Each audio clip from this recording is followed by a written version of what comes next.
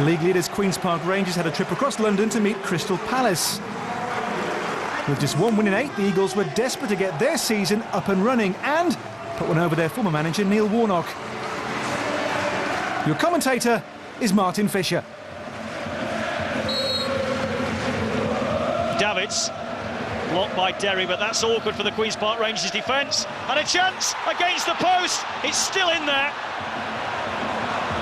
Dorman it was that struck it goalwards. This is Jalali. And Rangers can scramble it clear. That was always going to be difficult for the Rangers defenders to deal with. Paddy Kenny was always struggling, but for the post, Palace would be in front. It's been a lively start. Derry. The frame, lovely ball, here's Mackie! Great stop, Speroni. Mackie, who has been in such superb nick in front of goal, buries his head on the turf and applauds the quality of that delivery. Inch-perfect pass. Zaha is bursting on this right-hand side, in behind Derry. Kenyago waits in the box, Zaha goes himself. That was on target, so was that. Two fine stops by Paddy Kenny. Went for goal twice here, both on target, trying to beat Kenny at the near post. Owen Garvin to swing it in. Kenny stays on his line and it's cleared off the line. Flying header by Bennett. And Hogan a frame, the hero for Queen's Park Rangers. Davids wants to go home, telegraphed it, Speroni won't get there. And Queen's Park Rangers with a great chance to Raps. 1-0. And the most experienced player on the pitch give it away. Davids hangs his head in shame. Mackie read his intentions perfectly, just got there ahead of Speroni. The angle there was a little tight, that's much easier, and Taraps makes sure Palace's defence finally breached. The league leaders in front.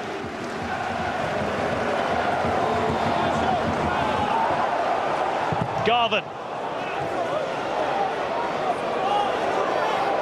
Oh, what a turn. Fabulous. Can he pick out anybody in the middle? Kenny spilt it. QPR scramble it away. Jalali. Warnock looks on, anxious.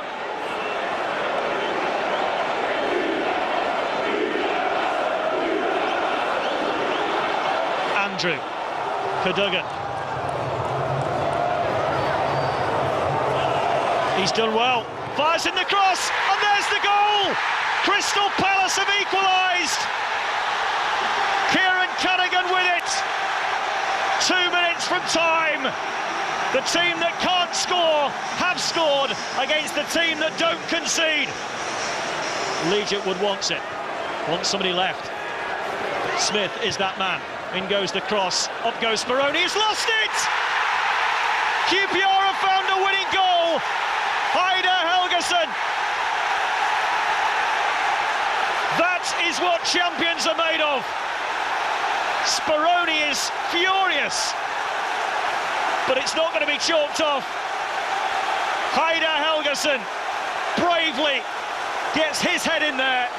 Speroni can complain all he wants. Helgeson doesn't foul him at all. It's a sickening blow for Crystal Palace, who thought they got a point. And 3 minutes into injury time, Burley's men are behind again. I watched Newcastle last year get turned over 2 or 3 times and win. I don't think we got turned over. I thought we could have scored goals, but you've got to give them credit today. If they played against the Neil Warnock team every week, they'd be in playoffs, wouldn't they? They've got to do that against other teams. That's what they've got to do now. Not just for the atmosphere, because it's me coming back and Derry and Hill. They've got to do that against other teams because the young lads got some great young lads. Burnley arrived in southeast London as the only club in the top half of the table without an away win. What they do have is the worst disciplinary record in the Championship. Only 7 minutes gone when they added to their 22 cards this season after that tackle from Clark Carlisle on Theo Robinson resulted in a red card. Advantage Millwall. But after dominating the early exchanges, it was the away side who opened the scoring. Jay Rodriguez getting Burnley's first goal at the Den in 4 visits. But Brian Law's side were in front for just 4 minutes. After 3 consecutive clean sheets, the Clarets' defence was finally breached by Scott Barron, who tucked away Theo Robinson's knockdown for his 2nd goal in 3 games. Millwall spurned a host of chances as they looked for their first win in 6 league matches. Alan Dunn going close there. The chances would continue to come and go for the Lions. Neil Harris may be a cult hero at the Den, but he's still waiting for his first league goal this season. No away win for Burnley. Brian Law's grateful for the point after playing most of the match with 10 men.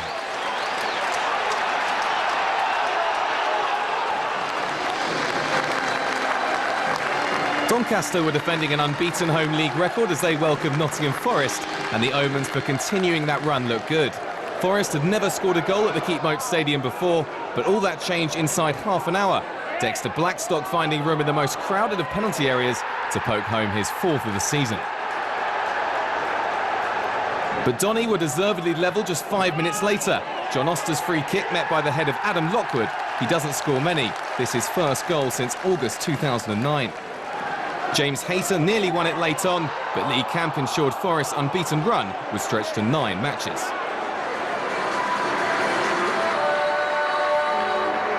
The KC Stadium has witnessed the fewest goals, just 4, of any championship ground this season, and the visit of Coventry did nothing to change that sorry statistic.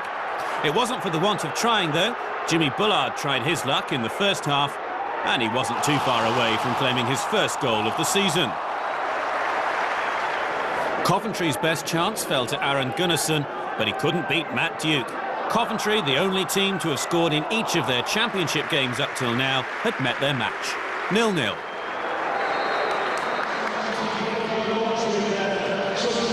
Cyril the Swan may have been back with a vengeance, but Swansea were missing 2 other influential characters on the day, with top scorer Scott Sinclair and Darren Pratley sidelined through injury.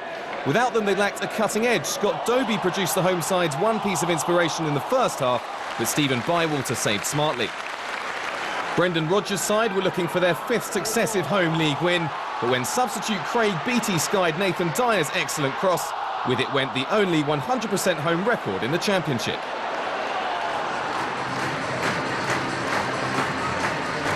A few weeks ago, the visit of Portsmouth might have looked like a routine win for Middlesbrough, but things have changed for Pompey, who claimed their first 2 victories of the season in the last week. Middlesbrough went ahead thanks to an unlikely source, Matthew Bates, with just his 2nd career goal. Borough, looking for a 4th successive home win, were given a great chance to extend their lead just before the break. Joel Ward penalised for that challenge on Scott MacDonald. Barry Robson making the most of the opportunity.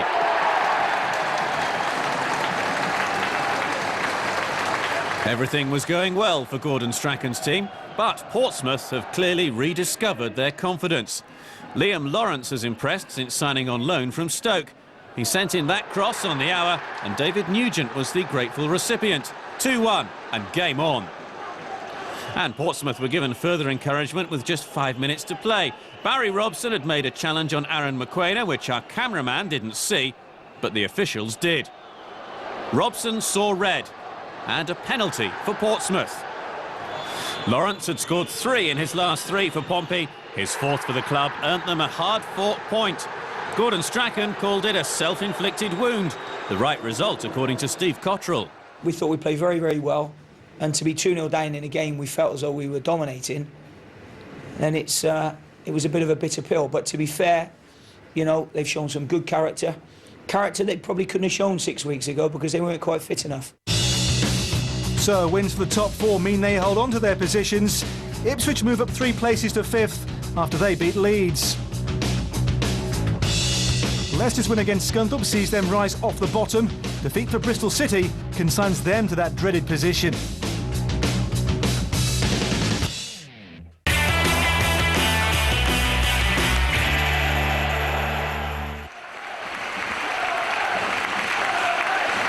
Next to League One, Southampton last met Bournemouth in the league half a century ago, so this was a long-awaited local derby. Southampton hadn't scored at St Mary's in their previous 4 games, so were grateful to the assistant referee when he spotted a handball. Ricky Lambert stepped up and put the Saints ahead from the spot. Bournemouth unhappy about another decision after the break. Marvin barred his challenge on Morgan Schneiderlin. More protestations of innocence, but to no avail. Lambert stayed cool, and Southampton looked like they are rediscovering their confidence after their shocking start to the season.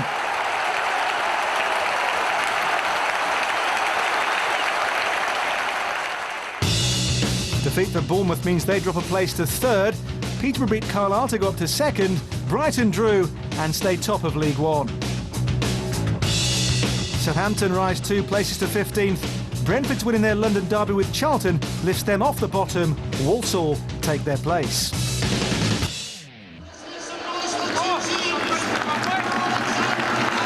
We began the show with a 10-goal thriller, and we're going to end with one too. In League Two, Chesterfield took on Crewe. The visitors ahead on 4 minutes thanks to Luke Murphy.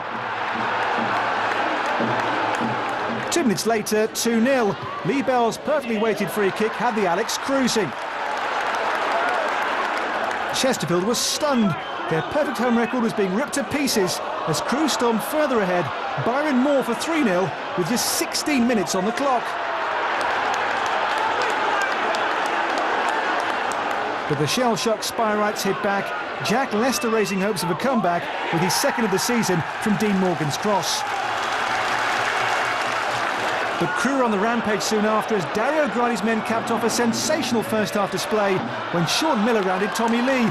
4-1 at the break and surely game over. It stayed that way until the last quarter of an hour. A fight back improbable to say the least until Jack Lester pulled a goal back for 4-2. The pressure now telling on the men in red. Lee Bell's challenge sent Dean Morgan tumbling, and the Spyrites knew they were in with a real shout. The man with no name or number was Danny Whittaker, 4-3, and still over 10 minutes to go. A Crewe goal would surely finish off the fight back. It came through sub Clayton Donaldson, his third of the season. With time almost up, Chesterfield had to score 2 to rescue a point, and when Craig Clay was bundled over in the box, they were halfway there. Whittaker again on the mark, and there was still more to come.